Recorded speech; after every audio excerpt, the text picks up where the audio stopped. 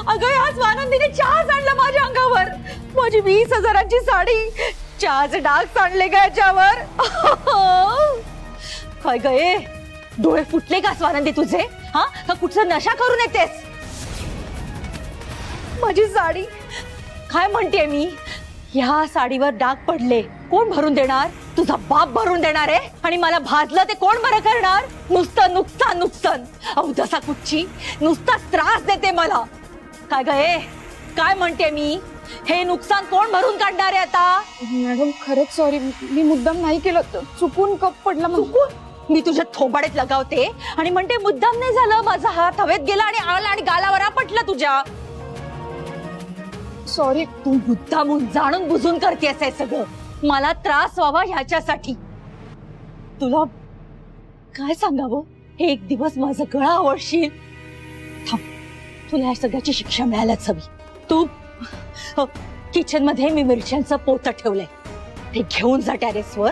मिरच्या सुकव आणि सगळ्या कुठून मिरची पावडर करून आण. मॅडम सॉरी, अहो चुकून झालं. ही शिक्षा नका ना देऊ. त्या मिरच्याने आणि त्याच्या पावडरने मला आणि बाळाला त्रास होईल. हवं तर दुसरी शिक्षा द्या, मला मान्य आहे. मी शिक्षा दिली आहे तुला, सिनेमाचं तिकीट नाही. ही रांग नको मॅडम, मला मागची रांग द्या असं निवड करायला. शिक्षेचा विचार ना पाप करायच्या आधी करायचा असतो, कळलं? मी दिली आहे ती शिक्षाच योग्य आहे. जा लवकर, जा टेरेसवर कामाला लाग. चल जा. मॅडम पण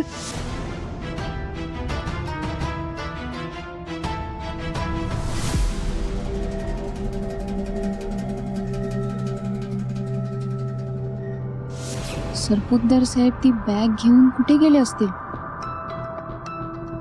ती स्वानंदी, ऐकू येत नाही का ग तुला? मम्मानी काय सांगितलं? टेरेसवर जा आणि मिरच्या वाळत घाल. निघ चल. आणि कुटायच्या सुद्धा मिरच्या. जा जा जा जा.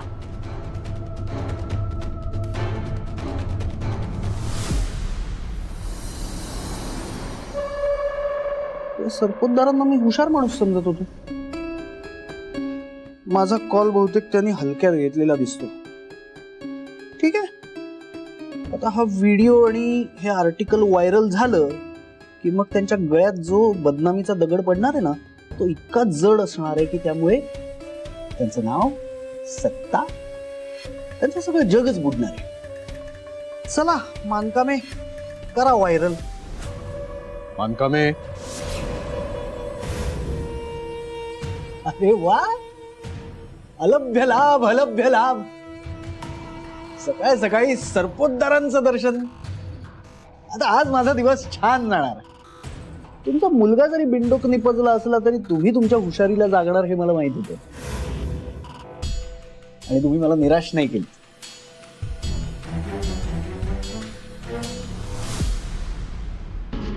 हे काय साहेब? 20 लाख रुपये मागितले होतेस ना, ते मोजून घ्या हवं तर. हा चेष्टा करताय का साहेब? हा? मी तुमच्यावर अविश्वास दाखवेन? आता तुम्ही म्हणताय 20 लाख आहेत म्हणजे 20 लाख आहेत, संपला विषय. मग आता त्या विश्वासाला आणि ह्या पैशांना जाग म्हणजे झालं. काय करायचं हे तुला चांगलंच माहिती आहे. या सगळ्या प्रकरणामध्ये सुजित रावांचं नाव कुठेही येता कामा नये. सुजित? कोण सुजित? तुमचा मुलगा सुजित, युवा प्रदेश अध्यक्ष सुजित सरपोतदार? अच्छे, त्याच्यासारख्या सज्जन माणसाचा या प्रकरणाशी काय संबंध? गोविंद नावाच्या माणसाचं हे काम. आणि तुम्ही सुद्धा नसत्या अफवा पसरवू नका आमच्या भावी खासदाराबद्दल. नीचेस पण हुशार आहेस. अहो तुम्हीच माझे आदर्श आहात सरपोतदार साहेब. बरं सरपोतदार साहेब, बाकी आता सगळं ओके आहे, फक्त ना एक प्रॉब्लेम आहे. काय? आमच्या जेसीला सगळं माहिती आहे. काय मानकामे, तुझ्यासारख्या मातब्बर मुरलेल्या पत्रकाराला जिथे आम्ही हँडल करू शकतो तिथे जेसी किस झाड की पत्ती आहे.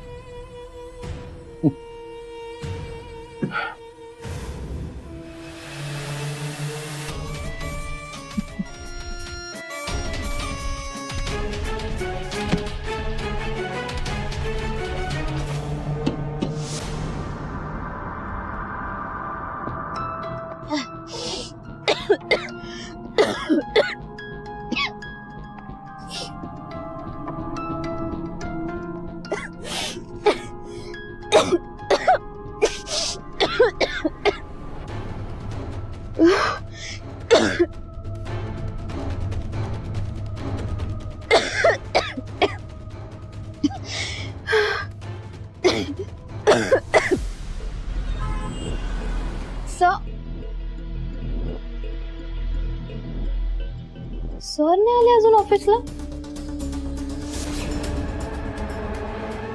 सुजितने सरांना काही केलं तर नसेल ना. सरांकडे सगळे प्रूफ आहेत आणि सुजितने ते आर्टिकल बघून सरांवर परत हल्ला तर केला नसेल ना. मला सरांना कॉल करायला हवा.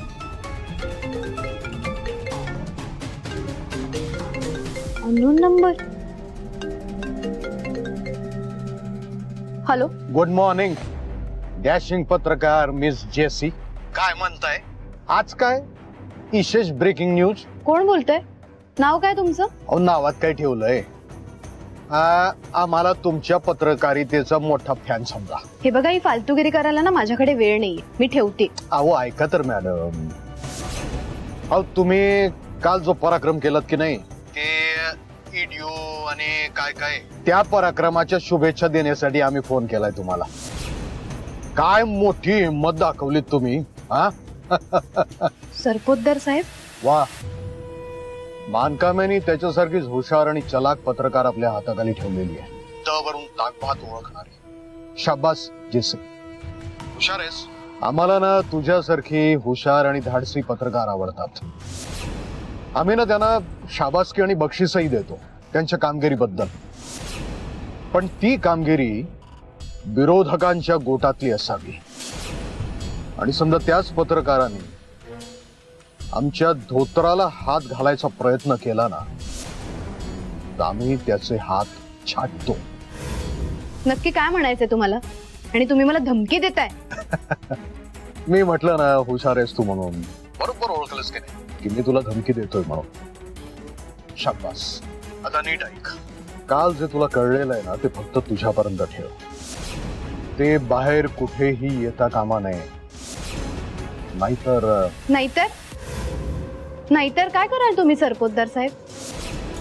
हे बघा सरपोतदार साहेब, मी जी काही इन्फॉर्मेशन गोळा करते ना, ती माझ्या संग्रहात ठेवायला नाही करत आहो, लोकांपर्यंत पोहोचवायला करते. आणि सरपोतदार साहेब, वाईट लोकांना, वाईट गोष्टींना एक्सपोज करायचंच माझं काम आहे आणि ते मी करणार.